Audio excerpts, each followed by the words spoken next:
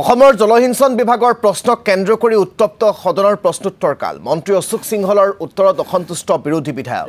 অসমৰ 24% ভূমিত জলসিঞ্চনৰ ব্যৱস্থা থকা বুলি মন্ত্ৰী অশোক সিংহলে দিয়া উত্তৰক লৈ সদনত হুলস্থুল বিৰোধীৰ মন্ত্ৰী অশোক সিংহলক অপসাৰণৰ দাবী বিধায়ক অখিল গগৈৰ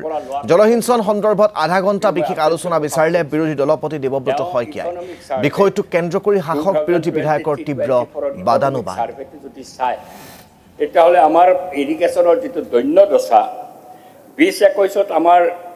এগ্ৰিকালচাৰ ল্যান্ডৰ মাত্ৰ 5.12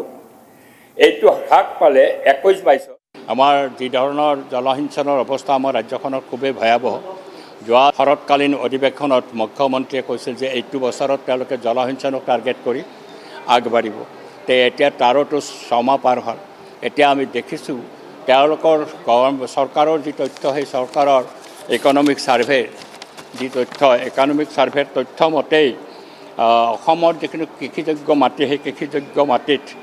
2021ত আমাৰ আছিলে 5.12% আৰু এইটো হ্ৰাস পাই গ'লে 21-22ত 5.06% আৰু 22-23ত এইটো নামি আহিলে 2.37%। বেছিভাগ জলসিঞ্চনৰ যিবিলাক আঁচনি আছিল আঁচনিবিলাক বন্ধ হৈ গৈছে স্তব্ধ হৈ আছে আৰু এইটো যেটো কৰিছে তেওঁ বাজেটত আমি দেখা পাইছোঁ যে জলসিঞ্চনৰ বৰ্ষ বা জলসিঞ্চনৰ অভিমুখে তেওঁলোকৰ কাম কাজ চলিব বুলি ঘোষণা কৰাৰ পিছতো বাজেটত জলসিঞ্চনৰ পুঁজি আবণ্টন কমিছে হ্ৰাস পাইছে সৰ্বভাৰতীয় ক্ষেত্ৰত 35% যেটো সৰ্বভাৰতীয় গড় জলসিঞ্চনৰ ভাৰতৰ কৃষি ক্ষেত্ৰত আমাৰ পাঞ্জাৱতো 92.2% আমাৰ হৈছে এতিয়া সদ্যহতে 22-23ত 2.36%। এই ধৰণে তেওঁ যেটো 24%তকৈ বেছি জলসিঞ্চন হোৱা বুলি এটা তথ্য দিলে তেওঁৰ বিষয়াসকলৰ বক্তব্যৰ ওপৰত তথ্য দিবলৈ লিখিয়ে দিছে যে বিষয়াৰ এইটো তথ্য আৰু বিষয়াবিলাক হৈছে কৰাপ্ট বিষয়া গোটেই জিলাবিলাকত যিবিলাক আছে জলসিঞ্চনৰ বিষয়া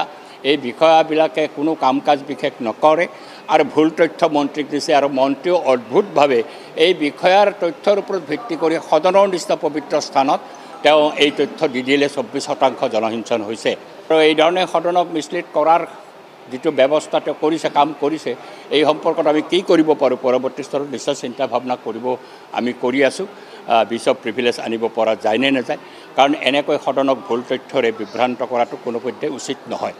এইটো গণতান্ত্ৰিক ব্যৱস্থা নহয় সংসদীয় ব্যৱস্থাটো একেবাৰে কৰিব নোৱাৰে এজন মন্ত্ৰীয়ে যি তথ্য দিব বিধানসভাত সি একেবাৰে তথ্যভিত্তিক হ'ব লাগিব আৰু ট্ৰু হ'ব লাগিব